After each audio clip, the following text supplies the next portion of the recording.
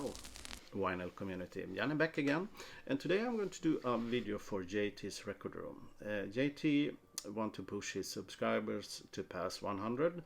He has already done that, and we are closing to 200. So I will help him to move that upwards. JT has a pretty interesting music taste. It's very broad and it's pretty similar to my taste, even if he's more to the indie and I'm more to the rockish way. But we meet in the middle. So to do this, he has thrown out a small contest. 6 questions that is to show 6 albums from 6 different genres, and I can do that for you. So we will start slowly answering those questions. The first one is a folk album, and I will go with a real classic. It's Carole King's Tapestry from '71. This is a real must-have if you want to have a good folk, pop, rock album in your collection, and this is a gorgeous one. It has the hit singles It's Too Late and I Feel the Earth Move.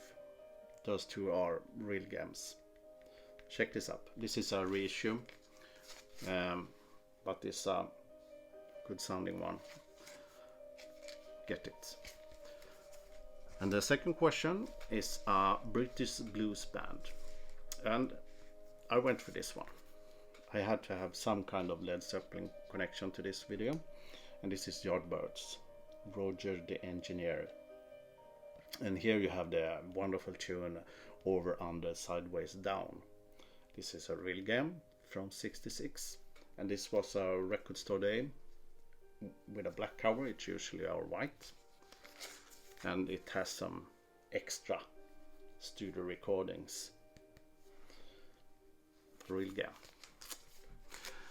Question number 3, indie band, and indie is something that I don't have so much of. So I hope this pop rock indie influence from the UK will work. This is Talking Heads, Speaking in Tongues, and this has a pretty interesting packaging because it's a clear vinyl with 3 different picture collages that are transparent. As you can see, here's the red one, and under it we have a yellow one, and on the back side we have a blue one, and that's the cover of this record.